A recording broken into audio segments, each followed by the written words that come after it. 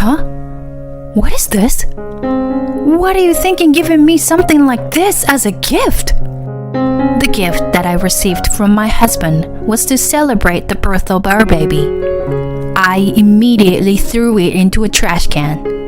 Upon seeing my actions, my in-laws were surprised and took the gift out of the trash can.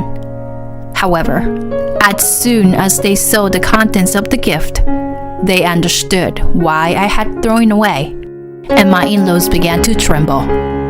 I have decided that I will never forgive my husband for this. My name is Tyra. I am 32 years old.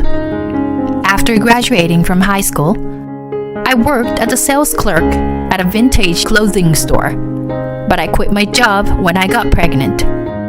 My husband is Joshua. We worked in the same building. Whenever my colleagues saw Joshua, they would always make a big fuss about him because he was tall, handsome, and stylish and stood out in the building. There were many people working in that building, and we didn't even know him, so we called him Prince. Hey, I passed by Prince today. Today is my lucky day. I also reported to all my colleagues as soon as I saw Joshua. The first time I talked to him was a few years after joining the company. I stumbled and fell when carrying cardboard boxes on a cart, scattering the clothes in the boxes all over the floor. While I was trying to pick them up, my husband happened to pass by and helped me. "Are you okay?" he said with a sparkling smile. He was not only good looking on the outside, but also on the inside. My face turned bright red in the presence of such a dazzling man. When I returned to the store and told my colleagues about what had just happened, they were thrilled, and I still remember it well. From then on, I became acquainted with him and started talking to him whenever I ran into him. The more I talked to him, the more I liked him. I mustered up the courage to invite him to dinner, and he gladly accepted. The more we talked, the more I fell in love with him. And despite it being our first dinner together, I blurted out my confession. "I like you too. Let's go out." He agreed, and I was so happy that I couldn't stop smiling even when I got home. Whenever we met, he was still perfect, just like my first impression of him. Perhaps I was looking at him through rose-colored glasses because I liked him so much.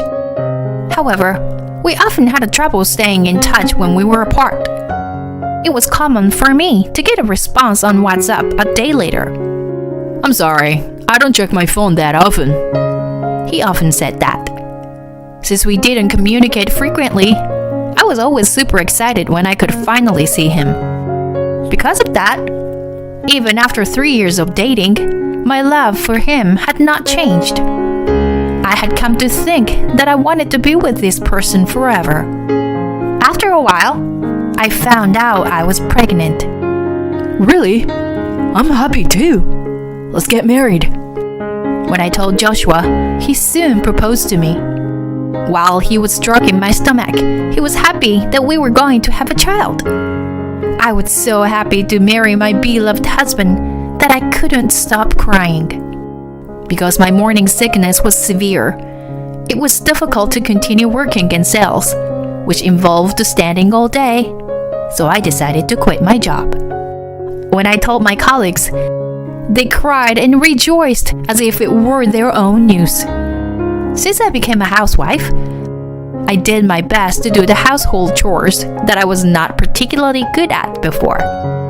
My husband was worried about me because of my severe morning sickness, so he would come home right after work. On days when I had a checkup, I would report the baby's growth to my husband when he came home. Those were such happy days. I had a very good relationship with my parents-in-law as well. Our new home was close to my in-laws' home, and my mother-in-law often made side dishes and brought them over. There was no typical mother-in-law bullying, and she always spoke kind words to me. "I can't wait to see my grandchild soon." "You take care of yourself, Tyra, okay?" On days when my morning sickness was bad, she would sometimes take over the household chores, and I couldn't thank her enough. Even if my husband was not there on weekends due to work, I sometimes went out with my parents-in-law to buy groceries and such. My father-in-law always encouraged me, saying, "Tyra, you will give birth to a healthy child. Do not worry about anything." I admired my parents-in-law as if they were my real parents. I had a difficult upbringing due to a poor home environment since childhood. Since I started working, I had almost no contact with my parents and was in a state of almost estrangement. So I was happy that my parents-in-law treated me as a real daughter. However, after half a year of marriage, there were some times when my husband did not come home at the usual time. He did not answer my phone calls or WhatsApp messages. Even if we were dating, he was slow to communicate, but after getting married, it was different. I worried endlessly that he might have been in an accident and waited for him while staring at the prepared meal in front of me and looking at my phone. When he finally came home late at night, I asked him, "Where have you been? If you were going to be late, please let me know." "Sorry, I didn't look at my phone. My boss invited me to dinner." He said it with an innocent face. I thought I had worried for nothing and feeling exhausted from worrying too much. I didn't feel like saying anything back to him. From then on, the days when he came home late increased day by day. The reasons varied, such as having trouble at work, eating with senior colleagues or coworkers. It became normal for me not to be able to get in touch with him on days when he came home late, and I stopped asking for reasons. With my anxious feelings, my belly also grew bigger. I was excited about having a baby, but I was worried about whether I could raise the child with my husband. At that time, I was told the gender of the child during a checkup, and it was a boy. It was an event that made me feel excited for the first time in a long time. Even though my husband came home late that day, I immediately told him the news. "Listen, the baby is a boy." "Oh, I see," he replied with a disinterested tone. "Huh? You're not curious about your baby's gender? Why do you act like this?" "You're annoying. I'm tired. I'm going to bed. Night." He said it in an irritated voice, which was unusual. I was shocked and even cried. Ignoring me while I was crying, he went to the bedroom. I became even more anxious about our married life with the baby. The next day, I consulted with my mother-in-law when she came to our house. "Men are like that, you know. It's easy to become anxious during pregnancy. Don't think too much about it, so you can give birth to a healthy baby." I didn't fully agree with my mother-in-law, but she was saying might be correct. The more I thought about it, the more anxious I became. I decided not to think too much for the sake of my baby in my belly. However, my husband would come home late every day, and even on his days off, he would go out somewhere.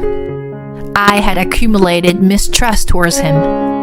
One day, as usual, on his day off, my husband tried to go out somewhere, so I asked him, "Hey, where are you going?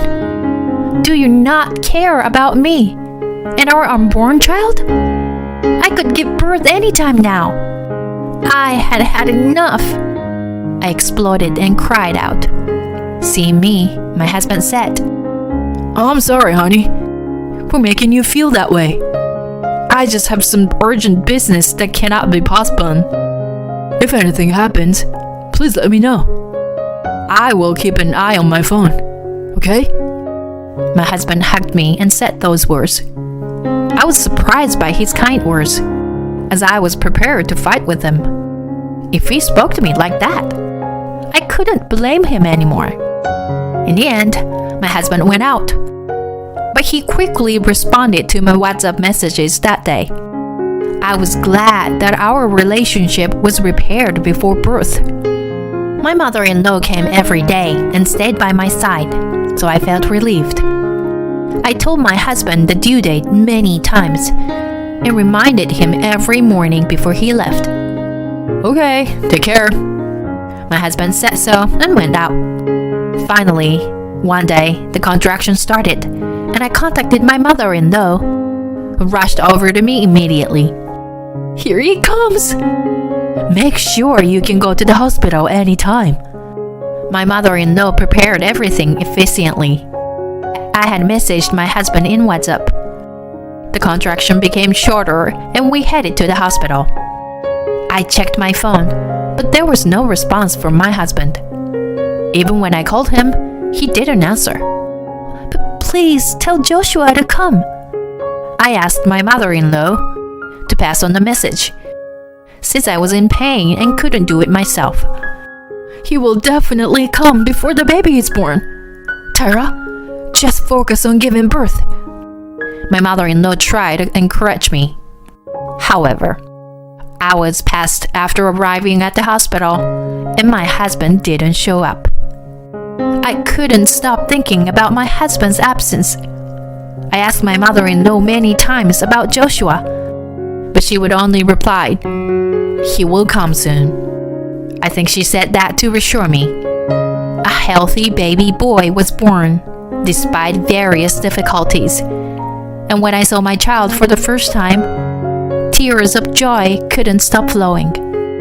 In the end, my husband never showed up. I gave birth late at night, and he should have been done with work by then. I thought I could no longer trust my husband. Please tell Joshua not to come anymore. When I told my mother-in-law that, she nodded with a troubled expression. During the hospitalization, my husband never showed up. My in-laws visited me every day, so I didn't feel lonely or anxious. On the day I left the hospital with my in-laws, my husband was waiting at home. He looked awkward and said, "I'm really sorry, Tara. I bought this for you." He handed me a box. Although I didn't plan on forgiving him easily, I accepted the box without saying anything. It was a box of expensive baby clothes. However, as soon as I opened it, I screamed. "What is this? Why would you give me this?" I immediately threw the box into the trash, and my mother-in-law rushed over in a panic. Tyra, why did you do that? Even though what Joshua did was wrong, it was a nice gift. Saying that, my mother-in-law took the box I threw away from the trash. As soon as she saw what was inside the box, she started to shaking. And no wonder. Inside a box were girls' clothes with the name Mary written on them. I didn't understand the meaning and felt even more scared. What is this, Joshua? Who is Mary? You should know the gender and name of your child. My mother-in-law glared at my husband, and he muttered in a small voice, "Oh, shoot. I messed up." "What?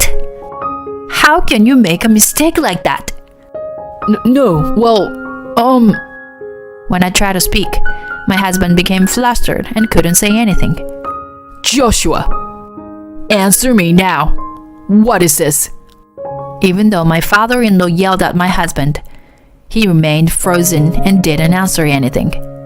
"I don't want to see your face anymore. You're not qualified to be the father of this child.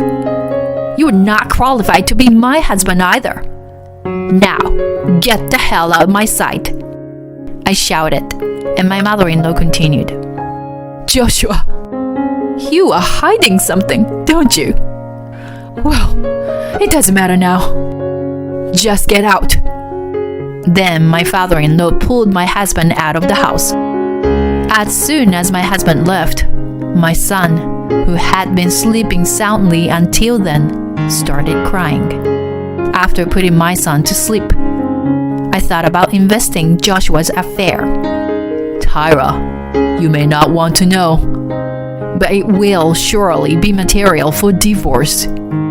It's better to investigate Joshua thoroughly. My father-in-law said seriously to me. Yes, I was planning to do that too. My mother-in-law was crying next to him. I'm really sorry about my son. A few days later, my father-in-law brought me the result from the private detective. We found out everything about my husband. He had a child with his lover who was born around the same time as my child. He gave me the present that was supposed to be given to his lover. She knew that he was married. It turned out that he had been spending time with her at her house since 6 months after our marriage. Did he think he wouldn't get caught? I couldn't forgive him, nor his lover. My father-in-law apologized to me many times, and my mother-in-law kept crying. I'm really sorry. I can't apologize enough. Please, don't apologize. Thanks to you too, I was able to safely give birth. I don't hold any grudges against either of you, but I can never forgive Joshua. Can you help me? Both of my in-laws couldn't forgive him either, so they agreed to help. Later, while my mother-in-law was watching the baby, my father-in-law, a lawyer, and I went to the home of Joshua's mistress. When we ran the intercom, my husband was surprised to see us. You look well, Joshua. I already know everything. My husband looked as flustered. My father-in-law slapped his cheek hard. As I watched the baby sleeping soundly in the arms of the mistress, tears flowed from my eyes. Let's begin the procedures. First, please sign the divorce papers. Under the law, my husband and I would be completely separated. The lawyer then explained the amount of compensation and child support and tried to get them to sign the agreement. However, the mistress said something ridiculous. I can't pay that much. Why do I have to pay? The baby was just born. That's because you committed adultery. The mistress couldn't say anything, and my husband, too surprised at the moment, signed the papers. The child is innocent, but you have no right to be happy. So please, pay the amount in full. And please never come near us again. I said this as I was leaving. Feeling relieved, I told my former colleagues everything that had happened. They were as angry as if it had happened to them. And apparently, they told others at different stores. The rumor spread quickly, and my husband found it difficult to work at his job and eventually quit. With the rumor spreading so far, he wouldn't be able to find work in the same industry again. My son is a very expressive child, and I can't wait to see what kind of expression he will have every day. I am grateful that my in-laws are helping me with all their might. I think I have become stronger than before. I want to grow with my son every day to become a great mother.